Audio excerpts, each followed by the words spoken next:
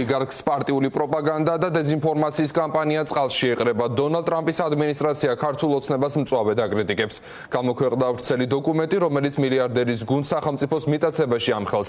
ვაშინგტონი წამებასა და არაადამიანურ მოპყრობაზე საუბრობს. გაკრიტიკებულია რუსული კანონები. ყურადღების მიღმა არ დარჩენილა ძალადობა მედიის წარმომადგენლებზე, რომელზეც პასუხისმგებლობა ოცნების რეჟიმს ეკისრება.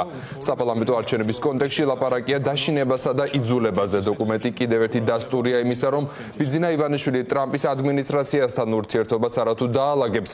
პირიქით ის კიდევ უფრო გამწვავდება, რადგან ოლიგარქის პარტიამ ამერიკის მტრების გვერდით დგომა არჩია.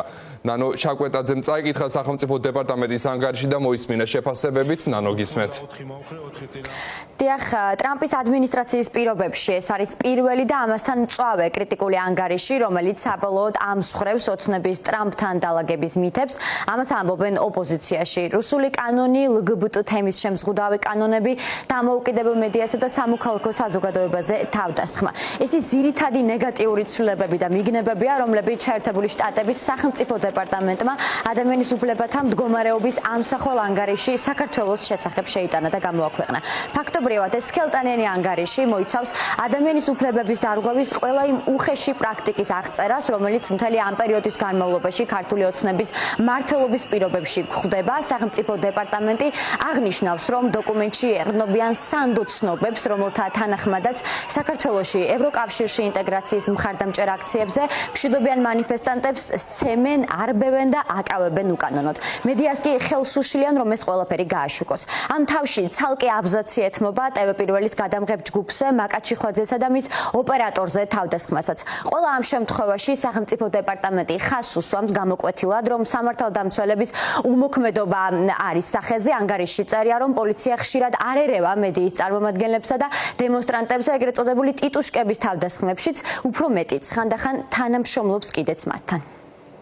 ძალადობაზე საუბარია მედიის მიმართ განხორციელებულ უპრეცედენტო ზეწოლაზე, რაც ჩემი აზრით პირდაპირ აჩქარებს მეგობარი აქტის მიღების პროცესს. ეს კიდევ ერთხელ ადასტურებს, რომ ქართულ ოცნებას არც დონალდ ტრამპის ადმინისტრაციასთან არ აქვს არავითარი შანსი რაიმე სახით ვითარების ნორმალიზების ან ლეგიტიმაციის მიღების. აქედან გამომდინარე, ჩვენ დარწმუნებული ვართ, რომ შემოდგომის დასაწყისშივე მოხდება მეგობარი აქტის მიღება, რომელიც აქტიურად შეუწყობს ხელს ქართულ საზოგადოებას და ამავე დროს ძალიან დიდ დარტყმას მიაყენებს ქართული ოცნების რუსულ რეჟიმს. ამ ანგარიშმა კიდევ ერთხელ დაადასტურა ორი საკმაო რამ. პირველი, ამერიკასთან და ტრამპის ადმინისტრაციასთან ვერანაირი დალაგება ვერ მოხდა. არ არსებობს არაფერი, რაც ქართული ოცნების ნაცრისფერ რუსულ რეჟიმს აერთიანებს ან გააერთიანებდა პრეზიდენტ ტრამპის ახალ ადმინისტრაციასთან. ივანიშვილი და ოცნების ქოსატყვილა ხელისუფლება არის იზოლირებული და ყველასაგან მიტოვებული.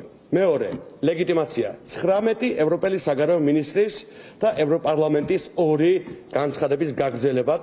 ეს ანგარიში არის კიდევ ერთი ძალიან ნათელი დასტური იმისა, რომ არ არსებობს და არ იარსებებს ამ რეჟიმის ლეგიტიმაციის არავითარი შესაძლებლობა.